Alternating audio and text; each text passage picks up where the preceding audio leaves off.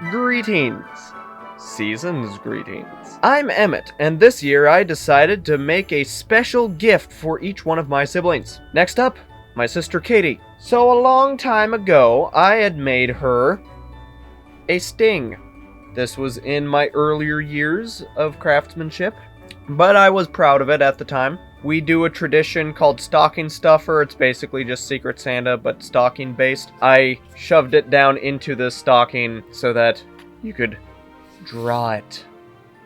All majestic like. I recently took another look at this thing and realized, you know what? I can do better. So, my gift for Katie this year is a new and improved sting. So I am going to be releasing these videos in order of simplest to most complex.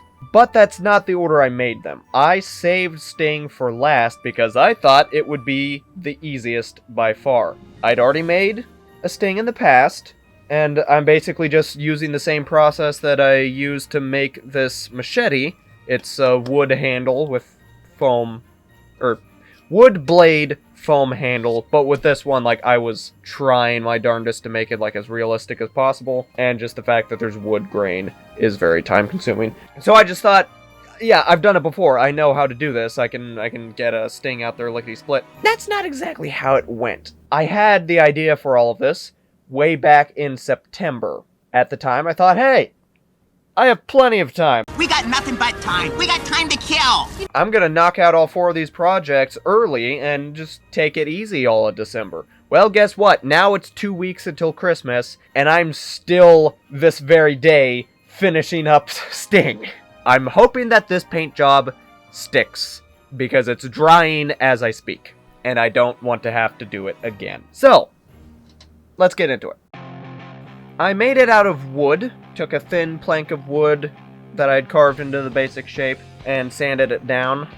I tried to get some footage of me like really shaping it and working on it, but it was hard because I still live in the same house as my sister, so I had to find ways around working on it when she was in the house.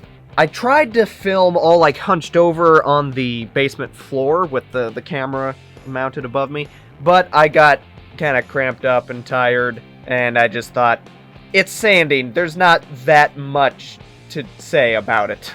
It's not like I have some deep secret method of how I sand things.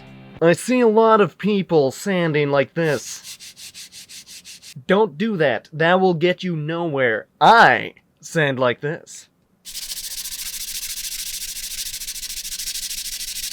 So I couldn't cut it out with the crossguard because I didn't have a piece of wood that big. So I finished out the crossguard shape with popsicle sticks as a core, and then I bulked up the rest of it with foam.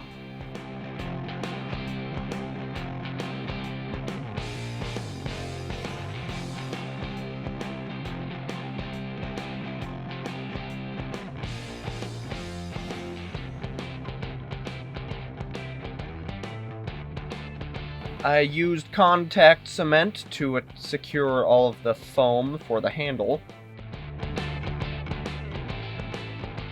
Took a little bit of bulking up to get it to look right. Had to sand down all the seams. So I feel kind of proud of this. For the little swirly bits on the handle, I made my own brand. I took some welder wire, twisted it all up into shape, then heated it up with a lighter and pressed it into the foam. At one point, I also had just like a smaller loop that I used to just add some of the finer details. And as I was doing that, I realized I just made a homemade wood burner. Sure, there are actual tools that could do this a lot more efficiently, but I just MacGyvered up my own version. I feel proud.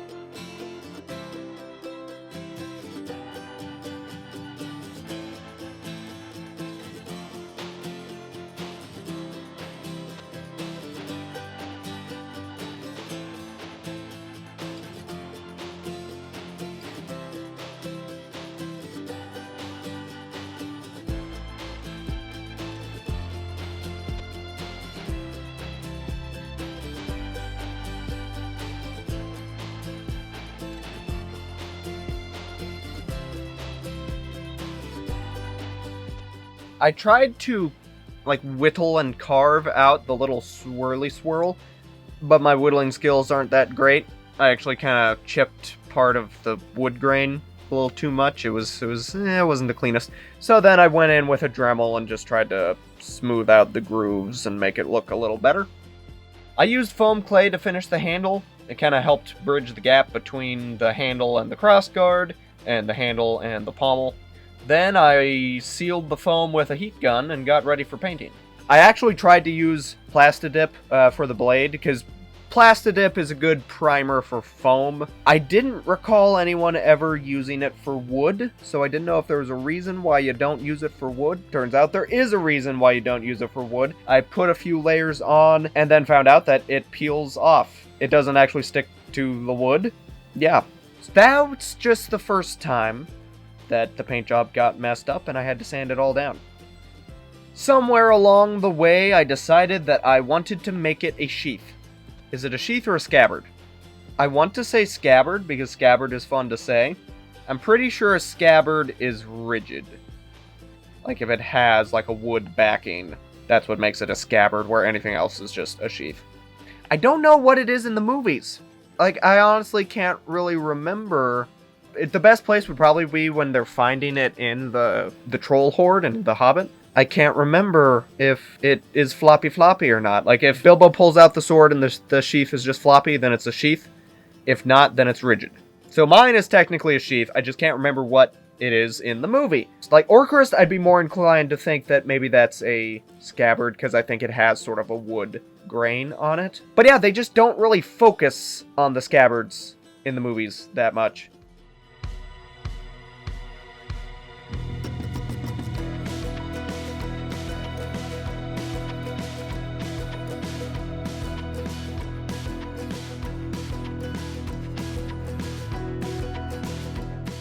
I used some cardstock to kind of line the scabbard and hopefully make it smoother than if I just use regular foam.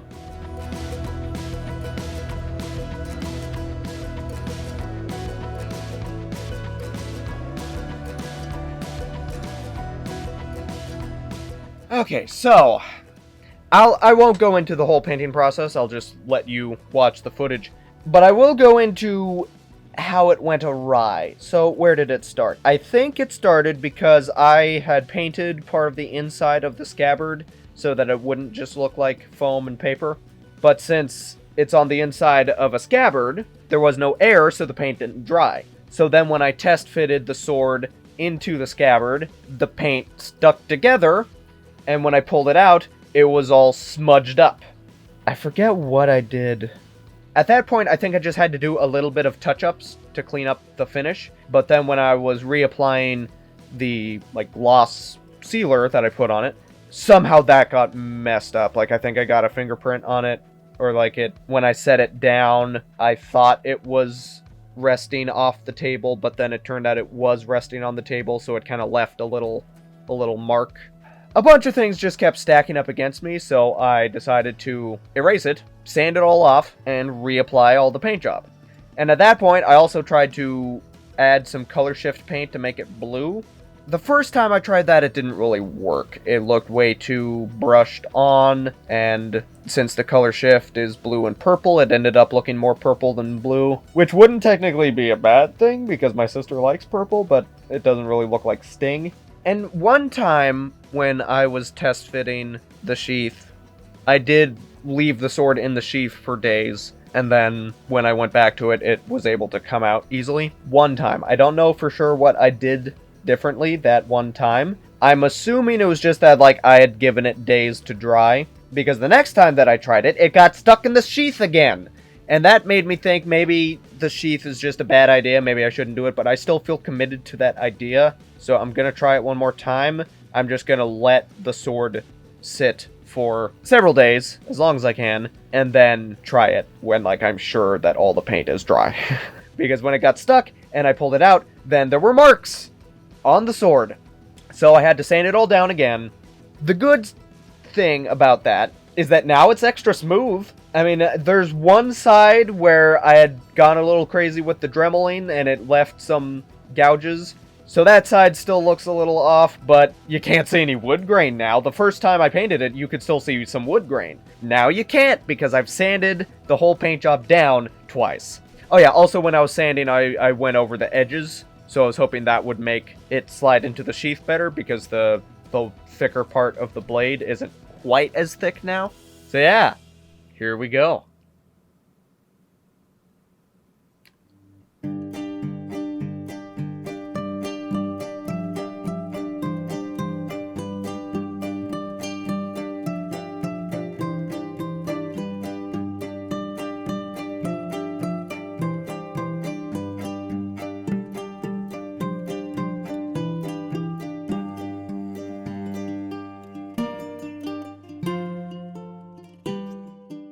I am quite happy with how that turned out.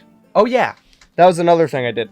I sprayed a little, like, cooking spray down in there. Tried to grease it up a bit. I mean, I think actually real swords do that too. You want a little oil in your scabbard, but that's for, like, weatherproofing, because if your sword blade gets a little oil on it every time you put it in and out of the scabbard, then water doesn't stick to it as much, and it is less likely to rust. But yeah, that, I think the oil and thinning down the blade worked, because just sliding that in and out, that's the easiest that's ever gone in there. So I'm a little more confident about leaving it there while I wrap it. Okay, thank you for watching, and have a happy new year. Civilized.